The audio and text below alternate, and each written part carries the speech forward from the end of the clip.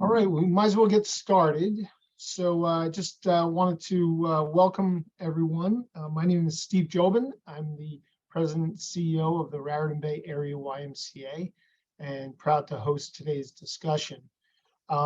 Just from the mechanics of the meeting, if everyone could please stay on mute until the question and answer period, but also would like to invite anyone to put questions and comments into the chat, and we'll do our best to work with the presenters to answer all your questions and comments.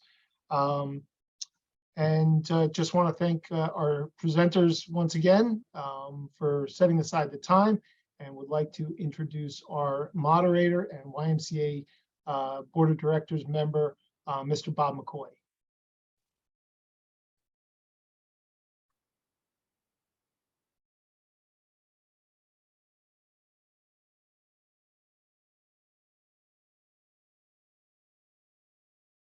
Bob, you're muted.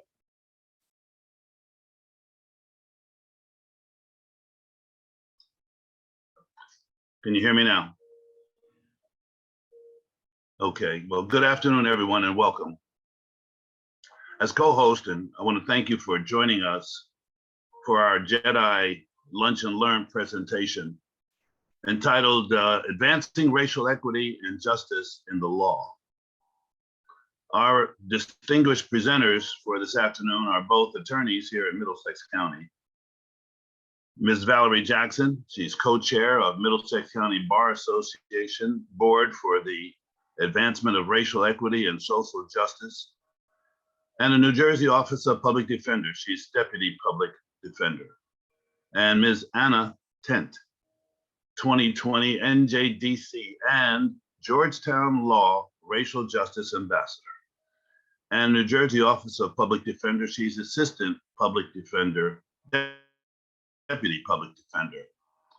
They're going to examine the importance of advancing racial justice and equity in the law by raising race in advocacy. So it's my pleasure to turn the program now over to Valerie and Anna for raising race in advocacy.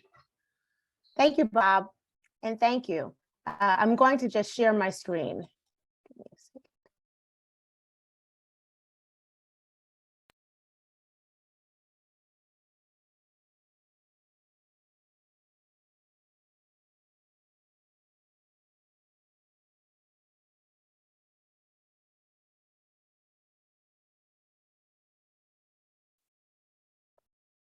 So thank you all for your participation in what we hope will be an informative and illuminating discussion on advancing racial justice and equity in the law. As legal practitioners and defenders of those who are poor, often marginalized and disenfranchised, both Anna Tent and I are committed to educating on advocating for racial and social justice in the profession and in our justice system. During our presentation, we will examine the systemic inequities that plague our legal system and explore some of the steps our state's legal community has taken towards improvement.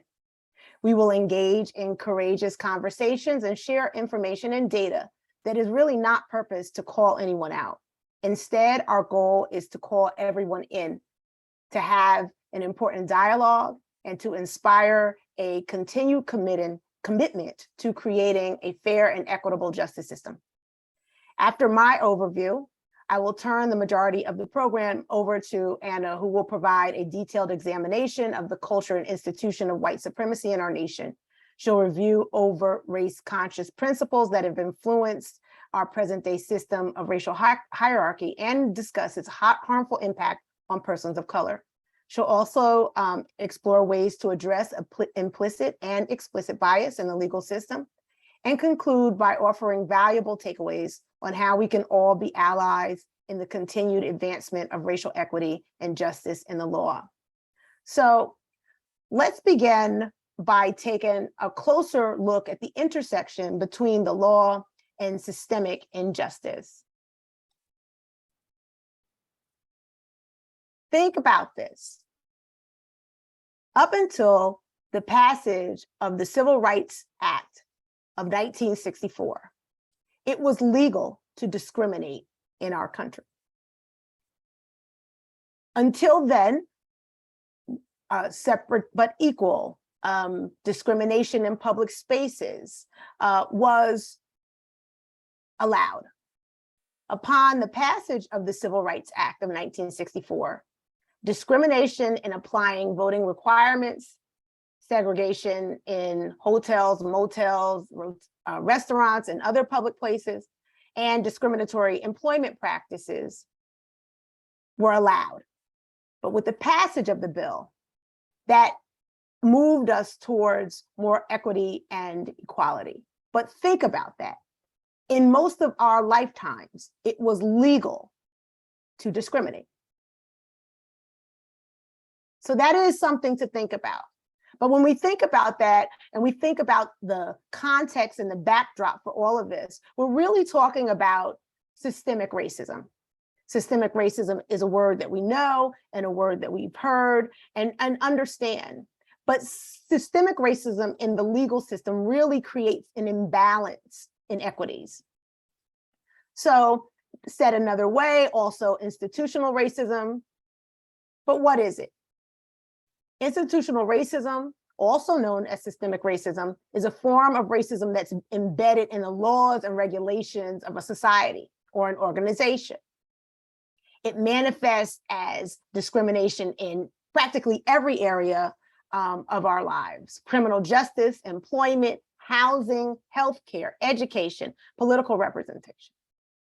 And interestingly enough, the term institutional racism was coined by Stokely Carmichael and Charles Hamilton in their book, Black Power, The Politics of Liberation. What they wrote in 1967 was that while individual racism is often identifiable because of its overt nature, we know about seeing overt racism, but it's the institutional racism that's much less perceptible because it's less overt, it's far more subtle, but also it's the laws of our land. So people have a tendency to believe because this is a law, it's okay. Or because the law doesn't speak to it, it's okay. Recently, in the documentary Who We Are, Jeffrey Robinson, who's the deputy legal director of the National ACLU, defined racism as prejudice plus social power. That is the definition that we're usually used to hearing, but he added another component, plus legal authority. So for most of what we've experienced in the history of systemic racism has been undergirded by legal authority. And that's what we're focusing on a little bit here today. So systemic racism, it doesn't just rear its head. It doesn't just show up out of nowhere. It's voted on. It's enacted with policies, and those policies are often used to disenfranchise. What does that look like for us historically? Historically, between 1619, when the first slaves came to America, and 1865, which was around the year of Juneteenth, when the last bastion of slaves in Texas learned that they were free, we were in a period of legally sanctioned slavery. After 1865, with the passage of the Emancipation Act in 1863, what then started to happen was the implementation of Black codes and Jim Crow laws. The Jim Crow laws were a collection of state and local statutes that legalized racial segregation. Black codes were strict local and state laws that detailed where and how enslaved people could work and for how much compensation. So it was the legal system, along with the social behaviors and prejudices and social mores, that really undergirded the system of discrimination that we experienced.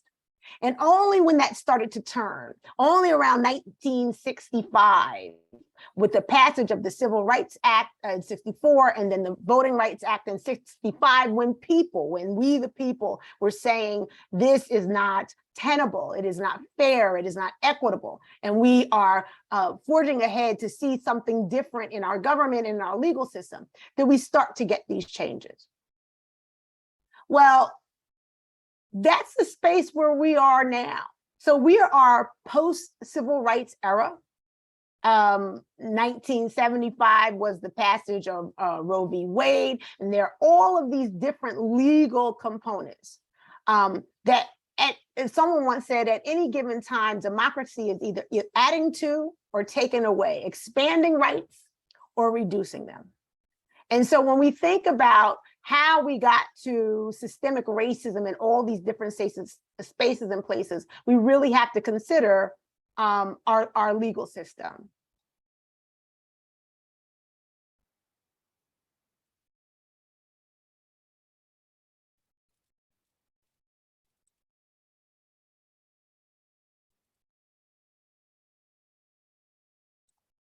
Oh, hold on, let me share my sound and, gosh, oh, there we go.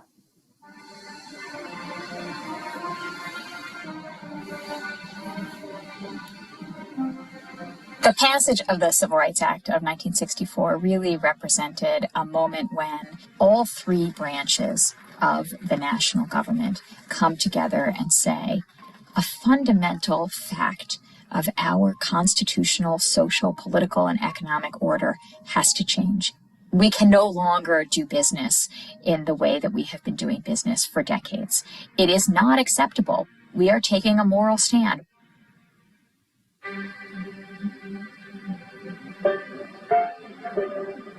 The short-term impact of this unbelievable piece of legislation that was signed into law said you can no longer discriminate on the basis of race or color in places of public accommodation.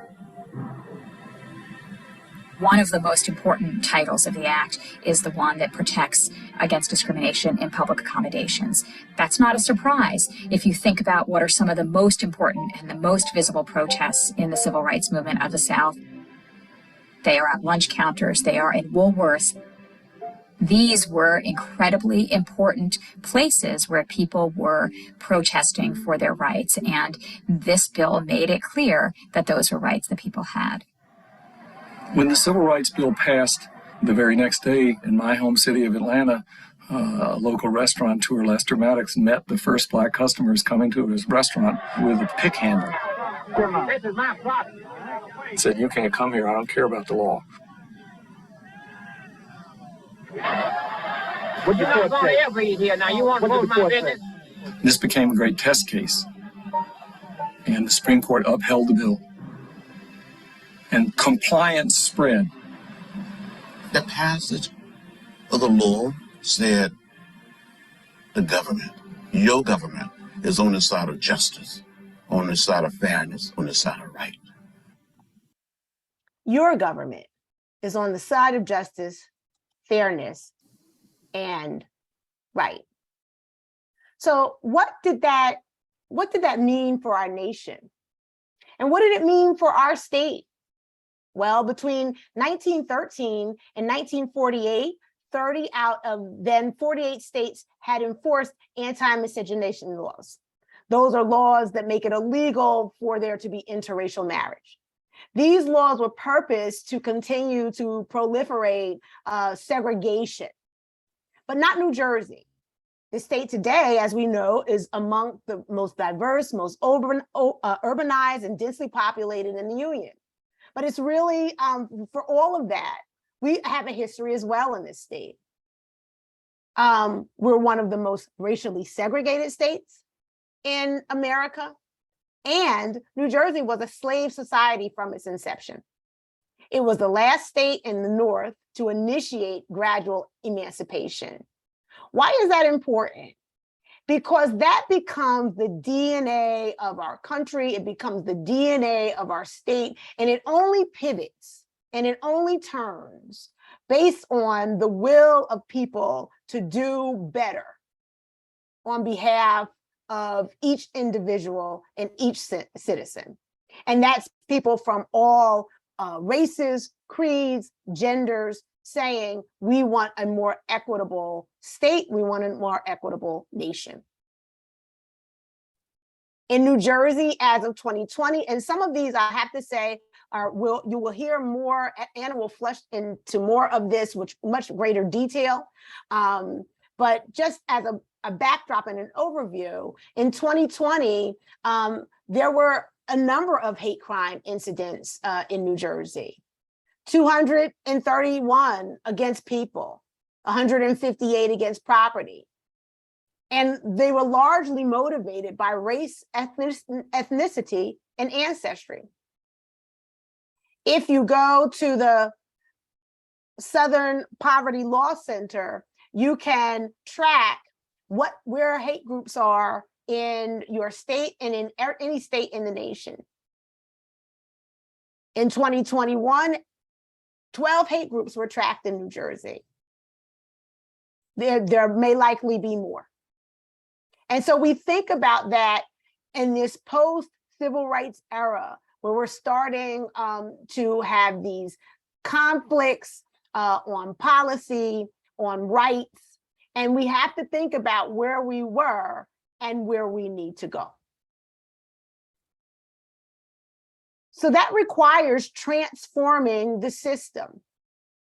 And the system is transformed by laws, by courts, and by people. New Jersey has been at the forefront of a lot of these transformations, of which I think we can be very proud. By example, in 2017, the New Jersey Bail Reform Act was passed. Under the old system, large numbers of people were kept in jail for months because they could not afford a money bail.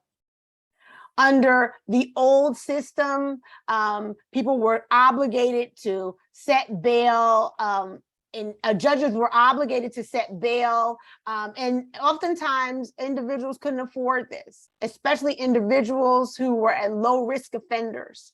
So the bail reform, really the criminal justice reform, was a joint effort by all of the branches of government, prosecutors and defenders, the executive branch and the judicial branch, because here in this state, we wanted to ensure more equity, and particularly for persons of color. We also had to change legislation. In 2019, Governor Murphy signed 2 pieces of legislation that were purposed to assist with reforming expungement and with the purpose to restore voting rights on those individuals who are on probation or parole. Prior to this legislation, people who were on probation and parole could not vote. They did not have a space in the democratic process, although they had paid their debt to society. He also signed legislation requiring implicit bias and cultural diversity training for law enforcement officers. In 2022, a law was passed banning criminal history in housing applications. And oftentimes, again, when you don't have a law that says you cannot do this anymore, the ability to impact poor, Black and brown, marginalized, disenfranchised people tends to be the order of the day. So we should be very fortunate that we are in a state that recognizes these inequities and wants to work towards them, wants to work towards having a more equitable state. And what does that mean for our court system? Well, you've heard the quote, "Injustice anywhere is a threat to justice everywhere." I think our courts, and particularly what I deem the summer of the murder of George Floyd, where there was a lot of activity and a lot of spaces and a lot of recognition, our court, the New Jersey judiciary, went out of its way to address issues of systemic injustice and racial inequity in our court systems. On June 5th of 2020, the court renewed its commitment to eradicating systemic barriers to equality and promised to do more to ensure that our courts administer justice. Well, what did that look like? They had specific goals and a one-year action plan, including supporting juror impartiality, reducing timeframes for post-dispositional supervision, supporting juvenile rehabilitation, requiring anti-bias continuing legal education, using technology to make expungement easier, and enabling alternative methods of resolving municipal court matters, broadening language access resource, and improving the landlord-tenant process. It has continued to strive to deliver results in these areas, and it has been committed to this work. More recently, our Supreme Court found that implicit bias was at play in the jury selection process. In its efforts to ensure that there's more fairness in the juror process, as a result of this case, which was State v. Andahar, the courts called for a state conference and have begun to implement efforts to ensure that we have a fairer jury selection process, fairer engagement by citizens across our state. And so the court continues to recognize and work towards this goal. This is a bench card. The judges have been supplied with what any judges can do about implicit bias, and they continue to train in that area. But for all that, and for all that's good, inequities still exist. Deep, long-standing inequities. And we have a long way to go and a lot of work to do. In fact, the American Bar Association did a profile of the legal professions 2020 report, looking at diversity in the legal profession. In 2010, 89% of all lawyers were white. In 2020, 10 years later, that number only decreased by 3%. In 2010, only 5% of lawyers were African American, although we make up 13.4% of the population. And that number 10 years later remained unchanged, static. In 2020, 4 out of 5 judges were white, and only 9.8% of all judges were African American. And sadly, this number dropped from 10.8 in 2016. So we have less African American judges now than we did in 2016. And so clearly, all of the spaces in the legal system have continued work to do. So how do we do that? The way to get started is to quit talking and begin doing. And so with that, I will turn the program over to Attorney Anna Tent, who will give you a deep dive into all of the things that I previously mentioned, with hopes that you come away from the program more insightful and with more tools to continue in this work towards racial justice and equity in the law. Thank you. Thank you, everyone. I'm just going to share my screen. Does everyone see that? Okay. So hello and welcome. My name is Anna Tent. I apologize in advance for my voice, as I indicated earlier to some of the panelists. I'm hoping that it will stay with me for the remainder of this presentation. I wanted to welcome you all to Confronting Racial Injustice, and thank you for inviting us to speak to you today on such an important topic. My goal is to provide you with some additional education and support towards racial equity and justice. We are going to cover a lot of material that will hopefully give us more understanding as to implicit bias, how it withholds or withstands a system of inequities and injustices that marginalizes and oppresses our Black, Brown, and Indigenous communities. This will require us to think about race from a historical perspective, through present day, and more importantly, to create space for allyship and a transformed society that is fully inclusive, anti-racist, and multicultural. So here's our roadmap for today's discussion. As I indicated, we're going to first talk about implicit bias. Second, we're going to distinguish that from explicit bias and overt racism. We're going to examine two definitions of white supremacy. One, which is the practice of extremism by individuals or groups, and two, a more subtle systems framework that is firmly in place that favors one race over another. In this section, we're going to go back through history and review how the laws and government contributed to the establishment of this country's racial hierarchy.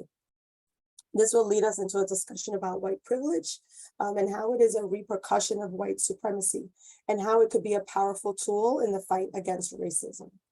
Lastly, again, we're going to create space for allyship and reflect on ways that we can responsibly work together, use these inherited privileges to advocate towards a racially just, inclusive, and multicultural community. I hope that we have time at the end of the presentation to engage in some honest and productive discussions about race and racism. We need to change the frame so that people can hear the issues in a new way, so we can find common ground and work together towards a more just future. Okay, so here we go. So we're starting with implicit bias because we can't talk about race without talking about implicit bias. It's different from explicit bias, which we will talk about later. We start with implicit bias because the research shows that it is the most impactful on our daily decisions and everyday behaviors. And it actually is also the most difficult to recognize and identify, and therefore making it extremely challenging to confront. And so why is that?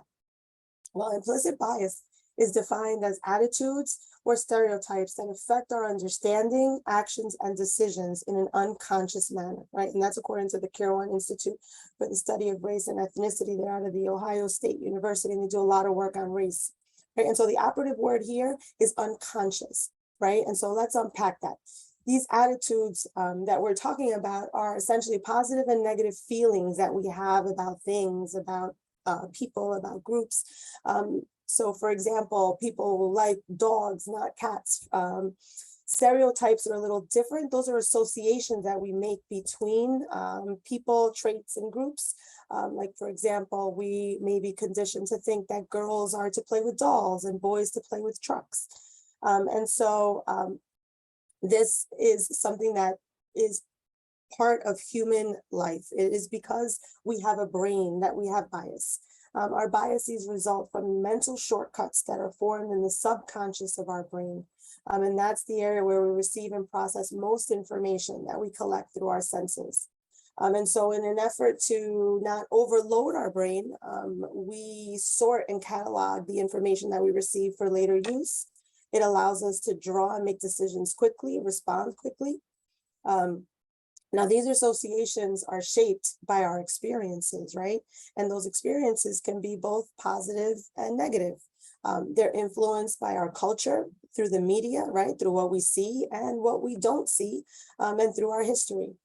They are reinforced through repetition, right? Depending on our social circles, we may be hearing this information or seeing this information over and over again. And so they become ingrained in us, right? And they shape our beliefs and our views of the world and those in it. And as a result, there's something which I'll talk about later called the bias tendency, which essentially causes us to favor and prefer to be around those that are like us, right? Shared traits. And that brings us closer together. And like Valerie said, these biases are deep-seated. And so it takes a lot of work to get to them, to acknowledge them, to identify them. And it's particularly difficult because the research shows that they are not always aligned with our stated beliefs and expressed opinions, right? And so it makes it really difficult to check ourselves. And that's something that we need to constantly remind ourselves that it is unconscious. And by doing so and by putting it in that frame, we create a safe and neutral space to confront it and to talk about it, because that's the only way that we're going to be able to make change and find solutions. And so this is implicit bias in action, right?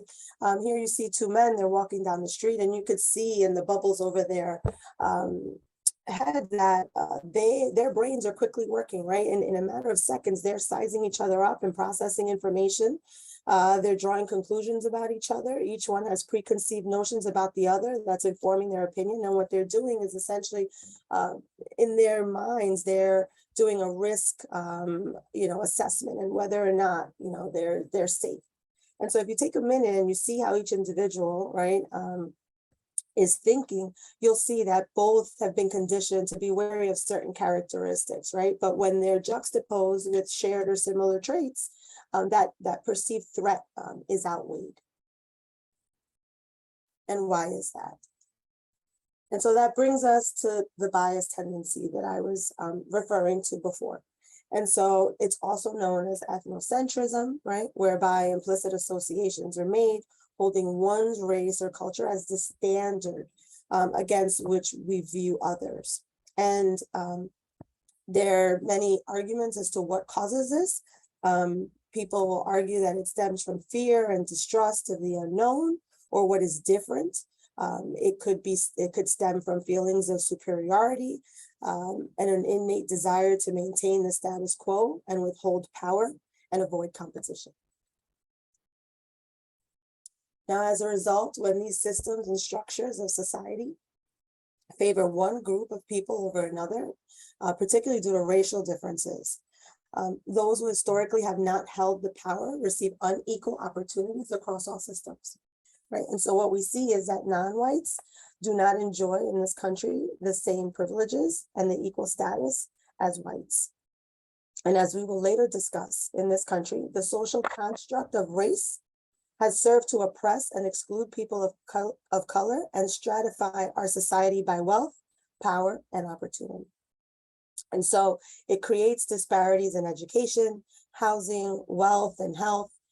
We see it just we just lived through, and we're still living through a pandemic, right? We saw the high rates of COVID deaths among Black and brown people. We also see it if we look in the justice systems, right?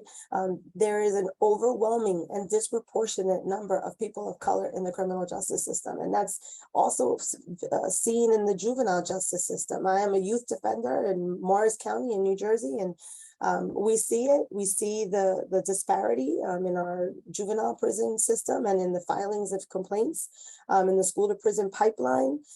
We see it in the foster care systems. It is an overwhelming and undeniable disproportionate rate of people of color who are in these positions. Now, the good news is that we can heal, and we're going to talk about that later. And at the end, we're going to talk about action points and things that we can do collectively and individually in order to confront injustice in the spaces in which we move. And so the good thing about implicit racial bias in particular is that there is so much literature out there that you can read and that you can work on to improve and find ways to be able to address it and acknowledge it for yourselves and be the catalyst of change or for change. Now, before we do that, let's talk about explicit bias, right? And this is very different from implicit bias. What we're talking about here is the overt racism, traditional racism, right? According to the Perception Institute, explicit bias is an intentional and conscious prejudice about a person or a group. These racist attitudes and beliefs, they stem from a perceived threat and manifests oftentimes in violence, intimidation, threats, and hate crimes in its extreme forms. You saw Valerie's slide about the Southern Poverty Law Center. There's also the Anti-Defamation League in New York, other agencies as well throughout the country track this information. And so the numbers are real, the data is there, we see it, it's undeniable. And then there's also bigotry that is silently exercised, right? And you see that sometimes, for instance, in refusal to hire people of color, as just one example. What ends up happening is that as a result, these overt racist acts attack certain groups, certain people. And so we've seen historically that the targets of explicit bias has too often been marginalized and oppressed people of racial and ethnic groups, of religious groups, like Jewish, like Muslim, women, right? So it's also a gender issue, members of the LGBTQ plus community. And so it causes harm, right? It's harmful to all the members within the target community. It results in tension and anxiety. And the reason for that is because it leads to dehumanization, right? It's this psychological, impact or consequence, right? Where groups or members of the groups are viewed as less worthy, treated without respect or dignity. It's just an essential denial of humanness to another group by someone who believes, right, that they hold this higher social status or power. And so, like implicit bias, right, it works to maintain these system inequities in place. And as a result, it benefits what has traditionally and historically been considered the dominant group. And so just to piggyback a little bit off of what Valerie told us earlier, between 2019 and 2020, there were 11,024 incidents of extremism or anti-Semitism in the United States, and that's as a whole. And so these organizations that we mentioned earlier, they collect this information. And most recently in 2021 and 2022, the research shows that white supremacists killed more people than any other extremist group in this country. We saw most recently the Buffalo shooting, right, at the Tops grocery store, right, that killed 10 Black people. The suspect in that case, he admitted that his motive was to prevent the elimination of the white race, right? And so we see it in our headlines. It's happening in our country, and so therefore it is incumbent upon us to address it, to acknowledge it, and to work together to dismantle it or to confront it. Fortunately, I think that now our courts are taking a more proactive position in terms of hate crime and prosecuting hate crimes more aggressively. I think it was either yesterday or the day before, Ahmaud Arbery's murderers were convicted in federal court of interference with rights, a hate crime, and they received a substantial prison sentence as a result of those charges.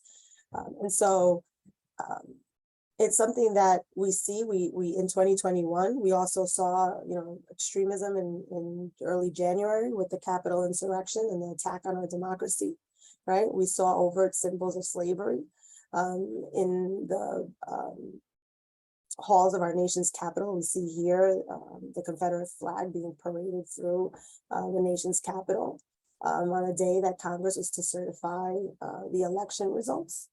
And a noose, right? Which is symbolic of the vile history of Black lynching in America, right? Right on Capitol grounds. And so when we talk about white nationalism, what do we mean, right? Well, white nationalism seeks to maintain a white racial and national identity.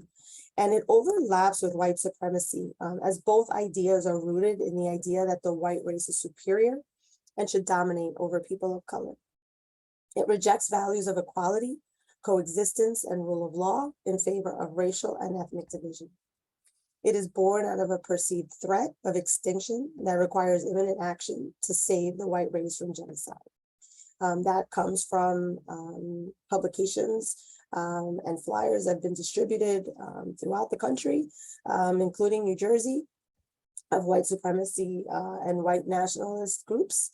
Like white nationalism, or like white supremacy, I should say, white nationalism has been a long-standing rationale for enslavement, colonization, genocide, and other forms of oppression. Now, New Jersey, as we heard earlier, is not immune to this problem. This is, I took a screenshot from the heat map that shows the concentration of incidents in the state of New Jersey. And you'll see that the majority of them are in North and Central Jersey. In 2021, New Jersey hit a record high for bias incidents with a total of 1,871. And that reflects a 29% increase since 2020. And these include various incidents, including hate crimes, extremism, anti-Semitism. And as Valerie said, if you go on the Anti-Defamation League website, you can view the heat map for New Jersey. You can see the concentration of incidents. You can also view the Southern Poverty Law Center, which we discussed earlier, which at present finds that there are at least 12 hate groups that are living among us in the state of New Jersey. And included in that list, we have the Proud Boys, the Patriotic Front, New Jersey European Heritage Association, AC Skins, all organizations that have publicly affiliated themselves with these quote unquote ideals, right? And they are in all parts of our society. And that's something that, you know, as anti-racist or racism interrupters, right? We have to be mindful of that, and we have to always remember that there are people who share these views in all corners of our society. According to the Brennan Center, which is a nonprofit organization at New York Law, there have been FBI concerns growing over the last few years in particular, even with active links to law enforcement. The Plain View Project tracked social media material and found that there were public posts and comments that were applauding violence and displaying bias in organizations that were related to law enforcement. Now, that's not to say that all law enforcement officials hold these beliefs, not at all. The point of this is to understand that there are, influences in all aspects of society, which later, because of the power that is held by some of these members of certain groups, we see abuse of power or abuse of discretion. And so here's a video that talks about it in a way better than I can explain. White supremacy permeates every corner of society and every institution, police agencies to the FBI to the Department of Justice, all of it. The Southern Poverty Law Center tracks hate and extremist groups. Whomever is engaged in those groups, wherever that might lead. We have outed a number of law enforcement officers who have connections to white supremacy. Primarily, we've discovered that through their social media accounts. We haven't discovered this huge movement, but it's important to note that they are in every segment of society. Some of these groups are so decentralized, it's really difficult to establish any particular pattern. And when we do discover them, we do report on it immediately. And it's pretty regularly been the case that law enforcement fires them. If we want to improve police-community relations, we would do all that we possibly can do to root out officers who have a bent toward white supremacist ideology. Thorough background and research needed to be done. Most agencies now do something around bias screening. And then certainly we think that their social media accounts should be subject to regular check. I would encourage law enforcement to listen to the members of their community. There are lots of agencies who are doing just that. We will get better. The history of law enforcement as it pertains to African Americans is certainly tied to or comes out of the history of enslavement. During the time when the former Confederate states were creating their constitutions, they codified these black codes that continued to allow them to exercise control over black bodies. And we're still experiencing some of that today. History has informed the present. And until we reckon with that history in an honest way, we can't move beyond it. And she's absolutely right. And that's why it's important for us to turn now to history of white supremacy and look at how our laws and government help to shape the racial hierarchy that we have in the United States. So white nationalism in its most extreme form has very deep roots in our history. It is older than the establishment of the United States, beginning with early colonialism. Early European colonizers worried that Indians would unite and revolt, resulting in white genocide. So they used brutal violence to control and hold power, right? So now fast forward to the arrival of the slave ships in 1619. We see that same tension when enslaved Africans were met with the same form of or level of violence, peaking by the early 1800s when Black outnumbered white in the South borderland.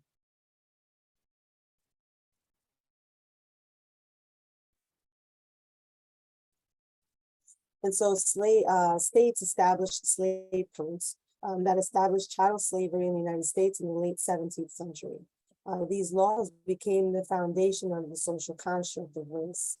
Blacks were assigned to perpetual servitude, legally subjugated and corporally punished as a means of enforcement. They were prohibited from learning to read and not allowed to marry. And these codes were enforced by slave patrols. And these slave patrols, established in 1704, were designed to maintain order in the South. And these cadres of armed white vigilante citizens policed and enforced discipline upon slaves. And so slave patrols have been tied to early beginnings of policing in America. Later, federal laws are passed to support the legal institution of slavery. Right, so we have the U.S. Constitution, Article 2, that counted Blacks as 3/5 a person for purposes of representation in Congress, and Article 4 that required states to capture and return runaway slaves. The latter was just one of a series of fugitive slave laws that legitimized the slave patrols. Slave patrols were given authority over the enslaved as well as anyone who offered assistance. And these laws prohibited the captured from testifying on their own behalf as well as obtaining a trial by jury. We see the Dred Scott decision, an 1857 U.S. Supreme Court case that held that the U.S. Constitution was meant to provide American citizenship for Black people, whether enslaved or free. Now, both ideologies of white nationalism and white supremacy played a significant role during Civil War and through Reconstruction. In 1861, Southern whites feared emancipation, which stripped them of their power and property, and fought the North against the abolition of slavery. In 1865, the Confederates surrendered. Thousands of Union soldiers, many Black, stayed in the South to keep peace and order during Reconstruction.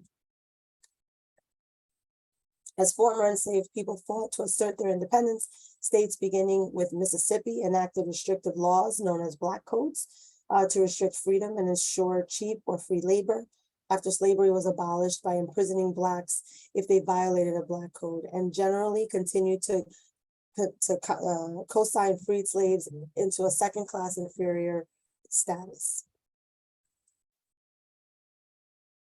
Nevertheless, Congress passed laws for racial integration.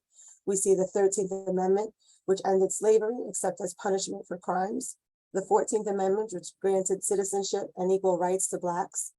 We also have the 15th Amendment, which gave Blacks the right to vote. And we have newly enfranchised Black men gained a voice in government and held public office at the local and federal level, including the U.S. Senate.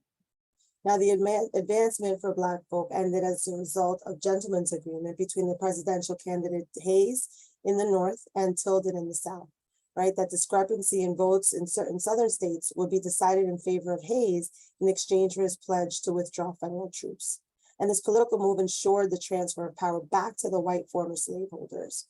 Union soldiers departed and all progress unraveled, giving way to the birth of the new Jim Crow segregation laws. And most Black office holders lost their positions at this time and did not enter back into the political arena until well into the 20th century. Now, the end of Reconstruction ushered in a widespread campaign of terror and oppression, right? Against newly freed Black Americans, most commonly through public lynching. Public lynchings occurred between 1877 and 1964 as a means of social control. Here in this picture, for those I'm sure all of you know, is Emmett Till, who in 1955 was only 14 years old. He was kidnapped, brutally tortured, murdered, and then thrown in a river for whistling or allegedly whistling at a white woman at a store in Mississippi. An all-white jury acquitted his killers. Between 1877 and 1950, the Equal Justice Initiative estimates that 4,384 racial terror lynchings occurred, mostly in the former Confederate states. With the chief trespass, right, that triggered these lynchings were mere unproven allegations of sexual contact or inappropriate behavior between Black men and white women. And these lynchings went unpunished by police, and the judiciary failed to hold police accountable for failing to stop or arrest these murderous murders. And so as a result, what we have, and we quite frankly still see today, quite honestly, is a complete lack of confidence, right, in due process and in the fairness of the system by people of color, right? And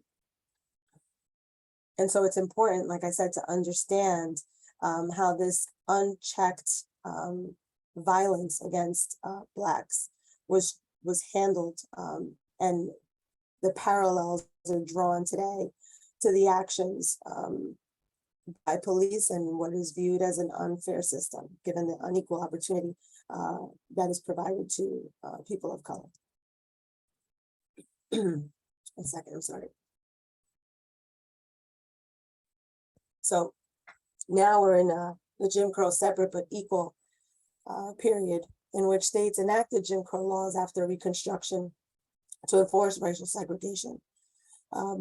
All challenged in court were upheld by the U.S. Supreme Court. Two pivotal cases. We have the civil rights case in 18, where the court invalidated the Civil Rights Act of 1875, holding that the 14th Amendment did not apply to private acts of discriminations.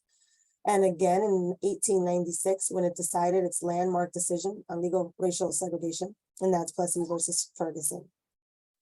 There, the court upheld the constitutionality of racial segregation in public facilities as long as they were equal in quality.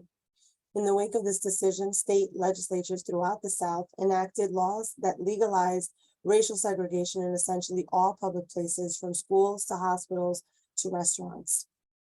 Legal historians believe that next to the Dred Scott decision, this is probably one of the worst in the US Supreme Court history. And the Jim Crow laws remained in effect until mid-20th century. And we talked about disenfranchisement, right? And so despite the 15th Amendment, states in the South imposed limitations that disenfranchised Blacks and suppressed the Black vote. They added residency requirements, literacy tests, all ways to disqualify individuals from voting. Yet illiterate whites could vote under the grandfather clause if their fathers or grandfathers had been eligible to vote, right, as of January 1st of 1867. This grandfather clause excluding Blacks, since no Blacks had the right to vote anywhere in the South at that time. And so what we saw was a drastic cut to Black voter registration by 1900 and loss of power that was already waning within the Black community. By the middle of the 20th century, new protections and civil rights were bestowed on Blacks and people of color, eventually under Brown versus Board of Education in 1954 and the Civil Rights Act of 1964. However, by this point, whites already had accumulated 10 times the wealth of Blacks and 8 times the wealth of Latinos. And so, you know, some may argue it was too late, but yet we did have now this promise, or at least this idea that we could work to move forward despite our differences. Whites at this point, like I said, had accumulated top positions, controlled wealth, power, and resources across a broad array of institutions, which collectively operated to subordinate a group defined largely by race. And this access to positions of power is the grant of privilege and advantages to white that we're going to talk about and that we see when we talk about white privilege, right? And so it's the cumulative disparity in terms of access to power and opportunity that has been provided to historically to whites and withheld from non-whites that gives privilege and power to those in the dominant group. And we're going to talk about that later when we talk about white privilege, but it's important to remember that slide when you're thinking about white privilege and what it means. And now we all know about the KKK and how it was and continues to be, and I think at least in terms of this slide, the most important note is that after more than 150 years, various iterations of this, group or membership, it's still an active domestic terrorist organization with over 6,000 public members that are acting within our country, where their object, as we know, has been forever since its inception to repress the rights and freedoms of Blacks, target violence, and even overthrow state governments. So now I want to turn to white privilege. And I think if we understand the term through a historical framework and through a historical lens, it allows us the opportunity to have discussions and to reach others and use responsibly this privilege in a positive way. I think all too often people become angered or upset by this term. They either reject it entirely and cite to their family struggle. But I think if we reframe the argument in such a way where it's a historical consequence, right, a repercussion of the history of the government laws that sustain and support the system of slavery, then we can have good dialogue, meaningful conversations about race. And so I found this definition, if you want to call it that, or quote about white privilege that I think really encapsulates it, succinctly. And that is that white privilege doesn't mean that your life hasn't been hard. It doesn't mean, what it does mean is that your skin tone isn't one of the things making it harder, right? There are plenty of other privileges, but white privilege is perhaps the most enduring throughout society and throughout history. And so again, discussions of whiteness is not intended to be offensive or disparaging. It's not intended to point the finger, cast blame or guilt. And white privilege does not mean that you as a white man or a white woman, either personally or historically in terms of your family, immigration, let's say, or emigration to this country, for instance, has not struggled, experienced poverty or other setbacks. Like I said, it just means that even if your life has been hard, right, your skin color has not made it harder for you. And as the late and great James Baldwin said, being white is never having to think about the color of your skin. It's just that plain and simple. And so I want you to watch this video and listen to Joy Tagore about her experience with racism and how white privilege can be used in a positive and impactful way.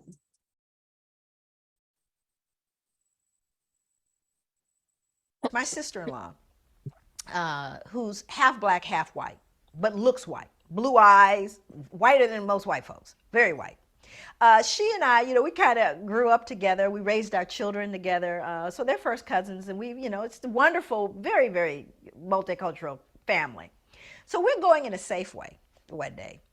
And Kathleen, my sister-in-law, is in front of me, and she's, writing a check for her groceries. Now, my daughter, who at the time was 10 years old, was standing with me, and I was directly behind her, getting ready to get my groceries. So Kathleen comes up, and the checker, who is a strawberry blonde, freckled, very delightful, warm, the checker, this young woman, is talking to Kathleen. Hey, how you doing? Isn't it a nice day today? They're just chatting up, and says, yes. So Kathy writes her check, and she steps off to the side with her groceries because she's waiting for me.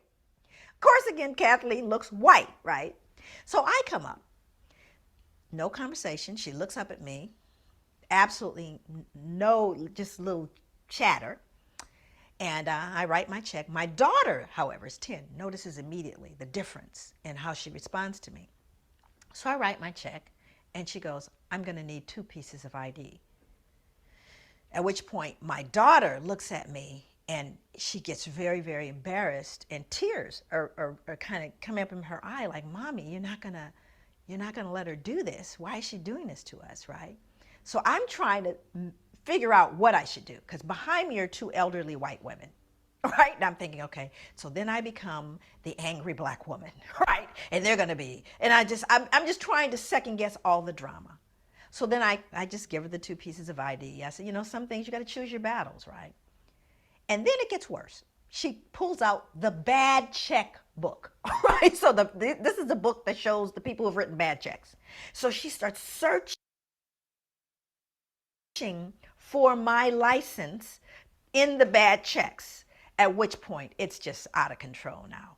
Just as I'm standing there trying to decide what to do, and it's really deeply humiliating. Now my daughter is in full-blown emotionally upset, who's 10. My sister-in-law walks back over, and she steps in and she says, excuse me, why are you doing this? And the checker goes, well, what do you mean? She goes, why are you taking her through all of these changes? Why are you doing that? She goes, well, this is our policy. She goes, no, it's not your policy, because you didn't do that with me.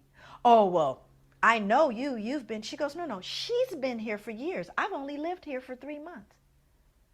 And so at this point, the 2 white elderly ladies go, oh, I can't believe what this checker has done with this woman. It is totally unacceptable. At which point the manager walks over.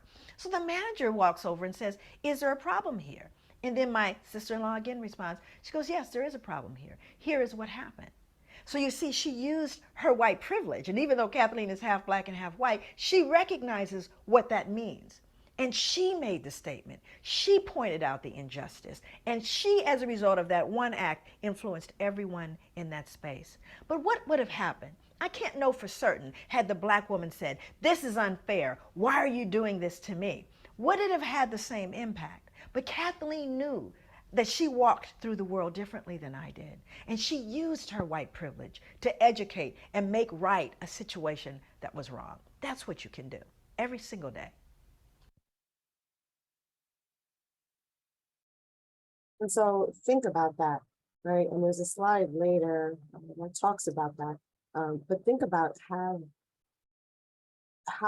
or when has your skin color or the way you look or the way you identify or the way you carry yourself caused others to treat you differently. This term of white privilege was coined back in 1988 by a scholar and activist, Peggy McIntosh, in her essay, The Invisible Knapsack of White Privilege. If anyone is interested in obtaining a copy of it, you can reach out to me and I can forward it to you. But essentially, she analyzes white privilege, analogizes white privilege to an invisible knapsack, right, of unearned assets. And so she explains that white privilege is the understanding that white skin opens doors.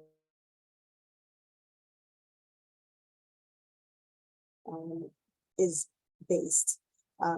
She defines it as the invisible package of unearned assets that whites can cash in daily, but were meant to remain oblivious about, that confers dominance and advantage that's generally not extended to people of color.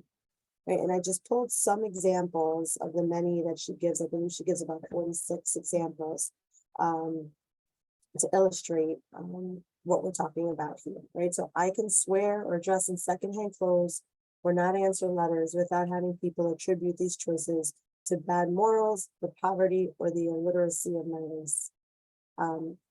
I can choose, I'm just not going to read them all, you all can read them, but I can choose blemish color bandages and have them match my skin.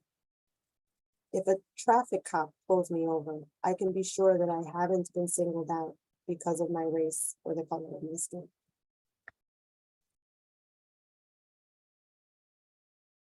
And so if we were to look at a person of color's knapsack, it would look more like this, right? Weighed down by the disadvantages and hardships resulting from systemic inequities. like I said earlier, the data confirms the story of disparate treatment. I've spoken with people who completely deny and refuse to accept and acknowledge that this exists in today's day and age. And so when you have those conversations with people who are resistant and who refuse to acknowledge it, I have found that the best way to do it is by just looking at the data, right? The numbers tell the story. And so here I just gave a couple of examples. So Black men are sentenced 20 times longer for NERA, those are violent offenses or drug-related charges as compared to whites. Black families are more likely to be accused of child abuse and neglect. So immediately a kid goes into the emergency room with an injury, and it's a kid of color, and they're starting to, investigate whether or not that was as a result of, mom or dad or grandmom or someone in the family, as opposed to just being that, the child fell and got hurt like kids do, right? Black and brown juveniles are 18 more likely to be waived to adult court and sentenced as adults. In New Jersey, we see this, and we see this now more than ever, I would say. There's been an uptick in gun charges, and now I feel like the pendulum is swinging back away from rehabilitation for kids to the 90s super predator theory. And so it's concerning. It's really concerning because the kids that we're seeing are kids of color. And that doesn't mean, because when you look at the research, it shows that white kids are committing and doing the same thing. They're just not getting caught. They're not being brought into the system. And if they do come into the system, they're not being pushed as deep into the system as our kids of color. And we see it in schools, right? We talk about the school to prison pipeline. Black students are 3 times more likely to be suspended or expelled. People of color are overwhelmingly underrepresented in schools. So for example, in terms of teachers, there's a shortage of Black and brown teachers, particularly Black males. And I go a step further, saying there's an extreme shortage of Black males in areas and in subjects such as math, right? Science, areas where we know that we have so many people of color, so many Black men who have the ability and the credentials to be in that position. And we'll talk about that relates to recognize talent, push it forward. It's our job to do that so that we can, I'm sorry, I went too fast. So that we can uplift those who've been marginalized. Black and brown men are also more likely to be the subject of excessive force by police. Unfortunately, the statistics show that Black men are 3 times more likely to be killed by police. And if you remember earlier, we talked about the disparities not only being in these areas, but they're also in the area of housing. Blacks are shown, and it's not on the slide, but I have it in my notes for you, that Blacks are shown 18% fewer homes and 4% fewer rental units than whites. Black drivers are 30% more likely to be pulled over, and that's because of heightened surveillance of people of color. We talked about that in terms of the knapsack and what Peggy McIntosh said is a privilege of hers that she doesn't have to worry about. 67% of doctors have a bias against Black patients. There was a recent study where there were medical students, and by recent study, I mean 2020. And unfortunately, I don't have the link for you, but again, if there's anything that I mentioned in any of these slides that you're interested in either receiving the article or the source, please reach out to me and I will provide that to you. But there was a study very recently that was done of medical students that believed and agreed that Blacks are more tolerant to pain, and so therefore didn't need pain medication. And that's in 2020. Blacks are 2 times as likely to be unemployed. That number, I believe, is probably higher. When I first put together this presentation, it was in a different point in COVID. And so I'm sure that at this point now, if we look at the data, that number may be a little higher.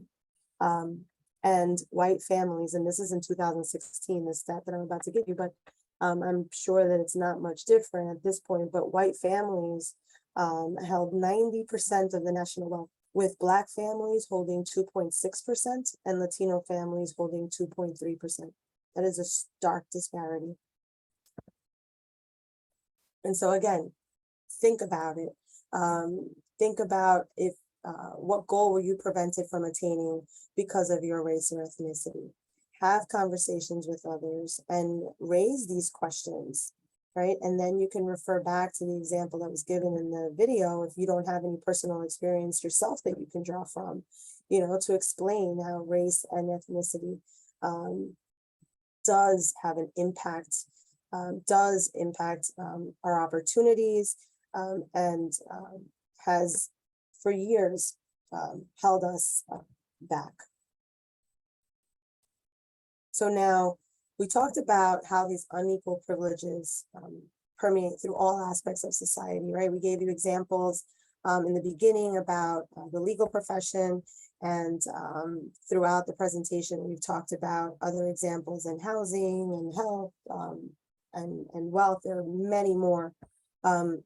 But in terms of the law, right, and in terms of that stat that I gave you earlier with regard to the overrepresentation and disproportionality of Black, particularly Black men incarcerated, we see the overrepresentation of Black and brown people in our criminal justice system is as a result of this underrepresentation in the positions of power. Approximately 1 in 3 Black men in the US will be incarcerated. Black men comprise 6.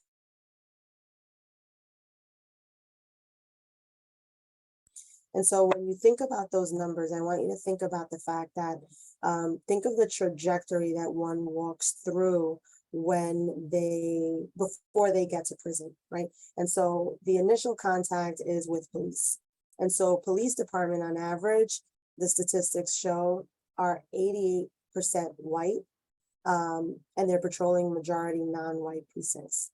And so you think about that, if you're a person of color, you're on the streets, you're stopped by police, chances are the police officer who is arresting you may be white. Then you're brought to court. And we talked about the lawyer stats, prosecutors, same thing, 95% white. 2/3 of states that elect their prosecutors have no Black prosecutors at all. In our office here in Morris County, they don't have any Hispanic or Latino prosecutors. And in offices where they are appointed, they rarely have more than just a few. And so, and just to note that first stat came from the Bureau of Statistics. And so along the way, as people of color move through the legal system, you see that they encounter at every step an unequal balance of power. And so we talked about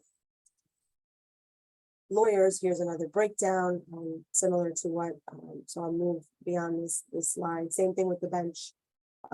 Right now, predominantly white and has been.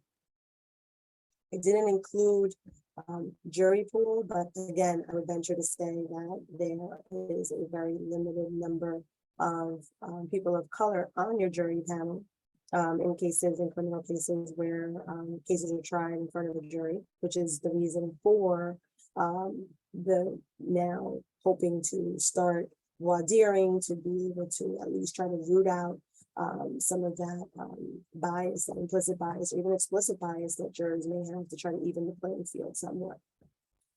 And so now we're at the point where we can breathe, the moment that I think we've all been waiting for, and that is how and what can we do in order to confront racial bias and try to bring about change. Right now, we know the history, we know how it has impacted society, we've heard the statistics, we may have had our own personal experiences that have informed us of these realities. But now what can we do collectively and individually? And so I can't stress this enough. Raising awareness is, in my mind, one of the most important acts that you can do for yourself, right? So raising self-awareness, where you're mindful to oppose any stereotype thinking, question your assumptions and whatever first impressions you may have. Then once you do that, then you can move on, right, within the spaces that you move in order to raise those issues with those in your community. Reading is huge. It is the way that we can educate ourselves. If we don't have the personal experiences, if there are people on the call who are Black, Brown, Indigenous, then, you know, I'm sure you have personal experiences that you can draw from. But if you don't read, and even if you do have experiences, I recommend reading. It's always, you know, important and good. There's a reading list that we can circulate for you if you're interested. How to Be an Anti-Racist, Biased by Jennifer Eberhardt. If you think that you are a white person who is uncomfortable talking about race, or if you think that your whiteness or your privilege excludes you from a seat at the table, you're wrong. I hope you realize that already. You are a necessary part of the conversation. And there are books that you can read. White Fragility by Robin DiAngelo. I had a friend of mine who was white and read it, and she told me that it helped her to lean into her discomfort and taught her how to address issues of race. My personal favorite is, and when I say favorite, it may not be the right word to use, but a book that I found to be very insightful is Rage of Innocence, How America Criminalizes Black Youth. And that's by Georgetown professor Kristen Henning. It is an amazing book. And so the list goes on. We have many books that we can share with you if you're interested. Have trainings like this, right? This is a great step towards making sure that those in your community are educated. You can host them, you can attend them. And for those who think that they don't have a bias, I've met people who've told me I am not biased at all. I challenge you to take the Harvard's implicit association test.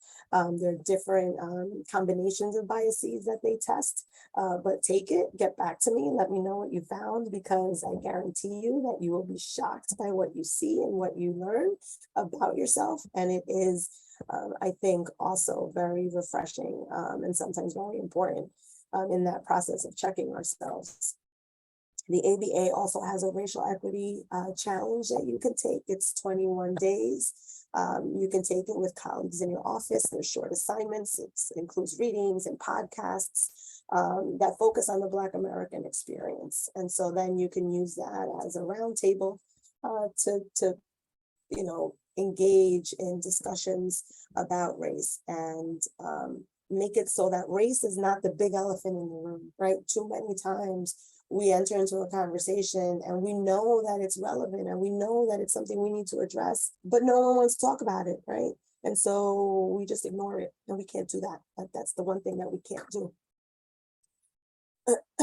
And I just want to remind people who may not have the personal experiences because they are not a person of color, do not expect your friends, your Black, Brown, Indigenous friends to explain racism to you.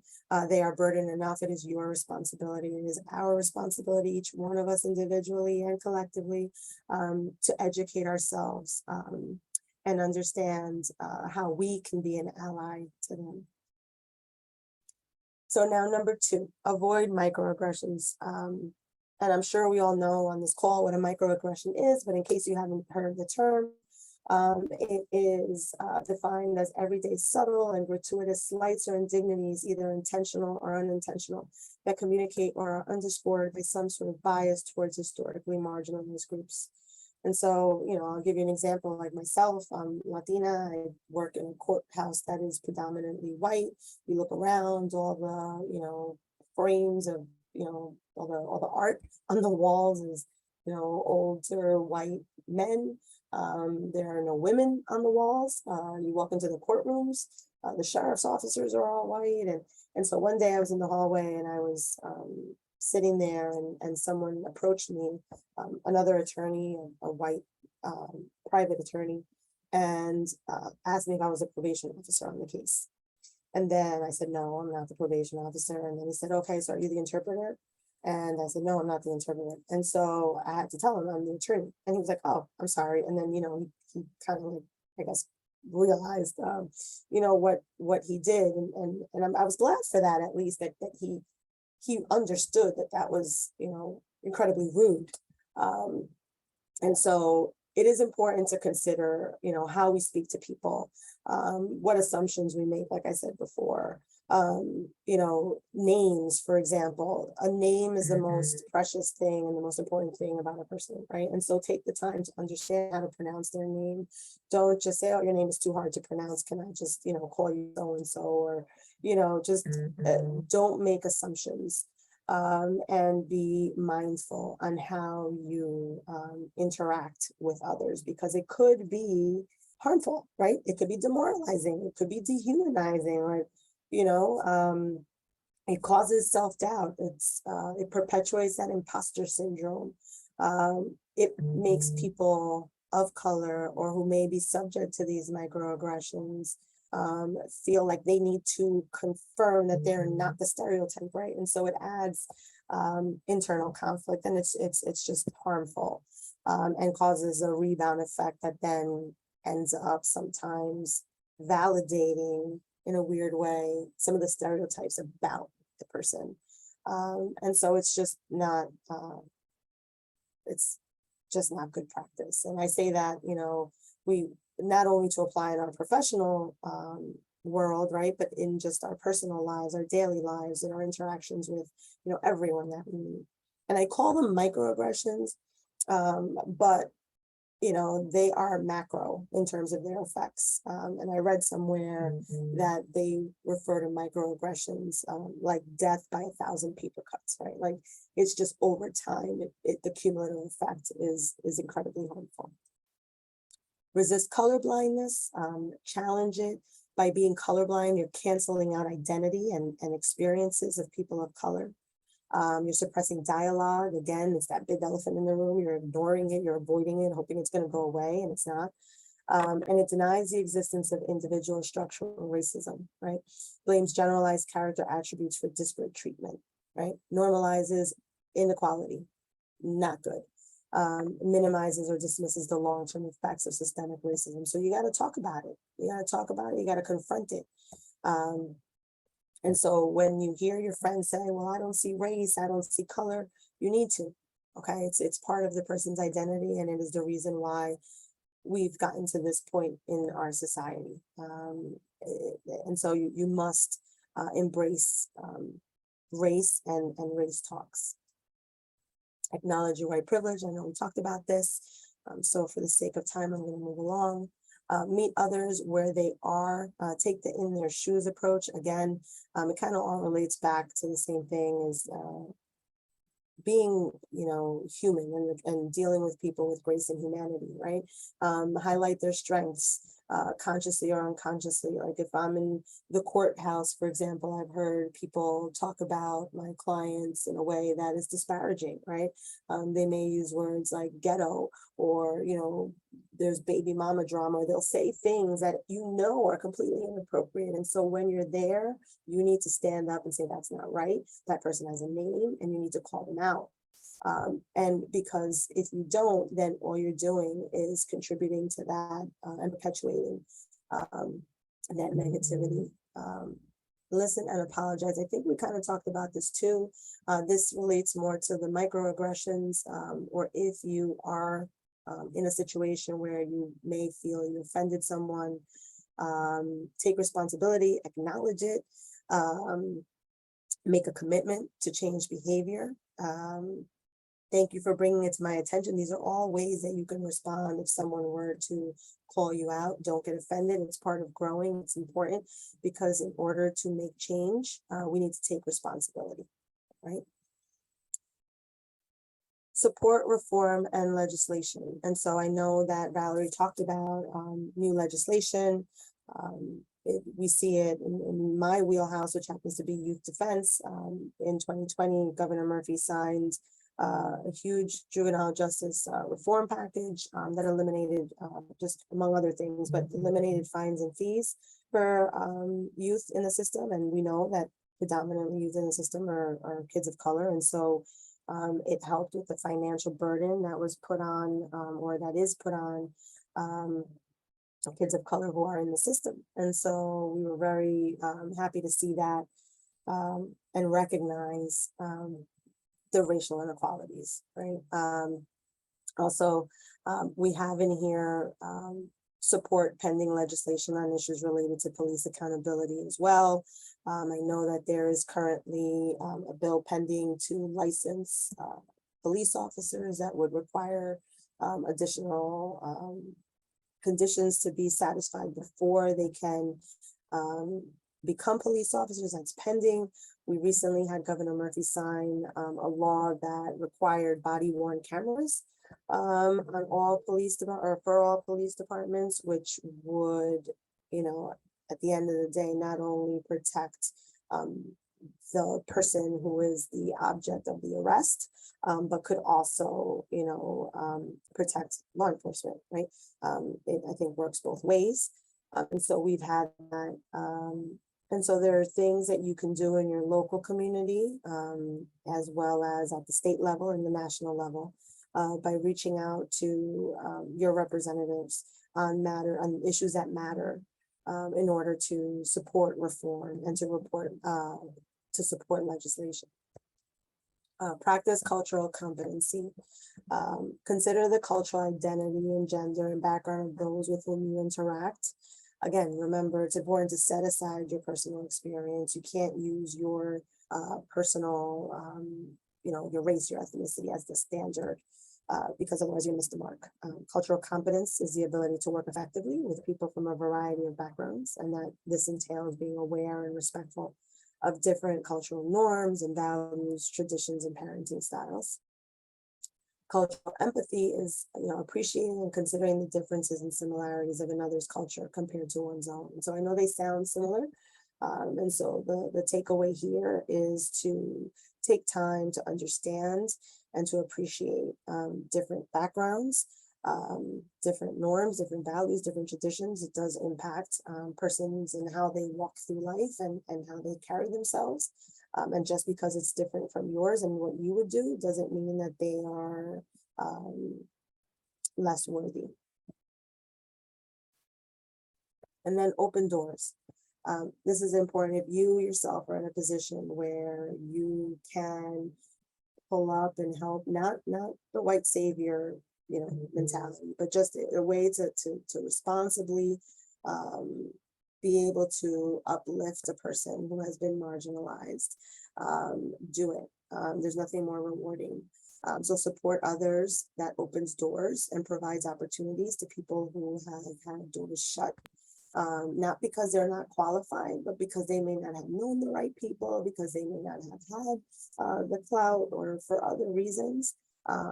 Donate to Black charities or HBCUs, buy and read a book by a Black author, support Black-owned businesses, donate supplies to school in underprivileged areas, help someone register to vote, hire, promote, mentor Black, Brown, and Indigenous, invest in youth services and community engagements, and be intentional. Be intentional in how you obtain your knowledge, embrace opportunities to seek opinions with others that are outside of your group. Remember the bias tendency, right? We favor those who look like us, who act like us, who were raised like us, who share the same values and norms as us, but reach out of your comfort zone. It will add diversity of perspective, and it's something that I think you would appreciate. And something that is necessary in all of our organizations, and just commit to real justice and to confronting racial injustice. And I'm going to leave you with this quote by Brian Stevenson. If you love your community, then you need to be insisting on justice in all circumstances. Thank you.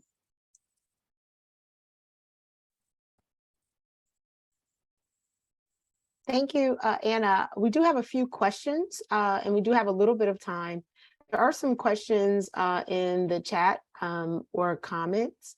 One of them was earlier on, Anna, in your presentation on nationalism. Steve asked, is modern day nationalism code for white nationalism? So that's a good question, because I think that there's so much overlap that I think that it can be used in some respects interchangeably, but definitely there's overlap, and I could see that it is, modern day nationalism, code for white nationalism. Leslie made a comment that the notion of racism interrupters is a great concept. Could you expound on racism interrupters a little more and how we can do that successfully? Right, and so racism is something that happens, that's ongoing, that if we do nothing is going to just continue, right? And so our job is to come in and stop it and interrupt it, stop it in its tracks. And how do we do that? Well, it depends. I guess that's like a real lawyerly answer, right? Like it depends. But it does really depend in terms of what it is and where your strengths are. But you start with, like I said, challenging others, calling people out, educating yourself, raising awareness, sharing conversation and having discussion, and where you can stand up. I gave you the example of the courtroom, right? Like, if I wouldn't have in that situation stood up for my client, the whole conversation would kept on going, and who knows where it would have ended up, right? And now all those players in that courtroom are about to deal with my client who's going to walk in through that door, right? And so it's important to every opportunity that you have to check those who are doing things that are wrong, that they should not be doing, and find ways that you can uplift the marginalized voice. Thank you. So Brenda mentioned much earlier, I think when you were doing the piece on the New Jersey clip with all of the places where we have this white supremacist activity. She mentioned that she didn't know it and it was scary. And I certainly can say when I was putting my portion of the PowerPoint together, that one of the things that I wanted to bring out, and it's always surprising when I do these, is how the notion, because we tend to gravitate to people who think like us and are like us. So we can have a false sense of security about how that we're not that state over there, we're different. But there really is a very, very large hate group presence in our state, and there is active. And so I think just bringing that to bear and following up and getting more information, whether you, as Anna said, if you read, if you go to the Southern Law Poverty Center, if there are all kinds of websites out there that give you this information. But Anna, would you like to talk a little bit more about really what you've learned about that unfortunate activity in our state in putting your presentation together? Right. So, I mean, it shocked me for about 10 seconds. And then I realized, oh, okay, this makes sense, that we've seen an uptick, right? And I think that that is attributable to possibly, and this is just my opinion, to the advances that we're making, right? Like you said, now we have the Supreme Court recognizing the need for diversity and inclusion training, and is requiring attorneys to take CIE credits. We're now looking to, work on ways as our institutions, right?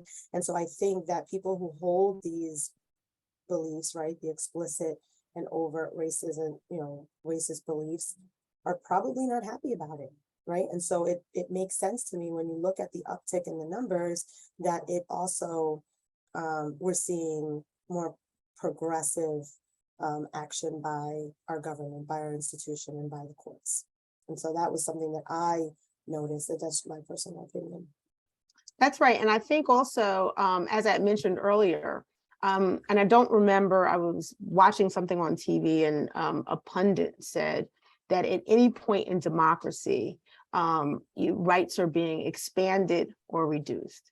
We're either taking away from or adding to. And I think to some degree, there's a sense that particularly from, I would say, the time of the civil rights movement forward, when we were expanding rights to all of the citizenry of the nation, that there was a sense that that's the right direction to move in. But there certainly are, as we're seeing now with these conflicts in our communities, in our politics, in our democracy, that not all groups feel that way, and not all individuals feel like there should be an expansion of rights. And so part of the importance of doing trainings like this is to just keep us all informed and all aware. For me, part of the importance of going back to the beginning, because I think we may have a tendency at times to look at our present situation and think this is as bad as it can get, or we've never seen this before. But understanding the history of this country and how there has been an intersection between racism, discrimination, oppression, and the forward movement and growth of the country. That as we understand those intersections, and as our communities and as our country gets more diverse, there certainly will be tensions. And so it is incumbent upon those of us who believe that it is important to hold our communities and our country to its goal of forming a more perfect union, that we continue to forge in the direction of the expansion of rights. And part of doing that is understanding how people are marginalized and disenfranchised through our legal system and through systemic injustices that certainly can be healed, but it takes a lot of work to do that. I just wanted to say just one last one. I think that Brenda also mentioned that when you were talking about microaggressions, she also mentioned that they can affect physical health. And I think that's accurate as well. Is there anything else you'd like to add to that, Anna? No, absolutely. Physical health, mental health, it affects the whole person in terms of their even how they walk through life. And so I would agree, yep, physical health as well. Thank you. So I don't see any more questions in the chat. So I will turn it back over to Bob and Steve, but I would like to say thank you to the Raritan Bay Area YMCA for inviting us here to share with you. I know to some extent we are preaching to the choir. You engage in the good work of reaching out to community and to putting such programs like this together in order to inform and in order to empower. So we do appreciate that. I also have the very good fortune of being colleagues with Anna Tent, who is always fabulous, and appreciate all of the work that information that she shared. So thank you again for the invitation.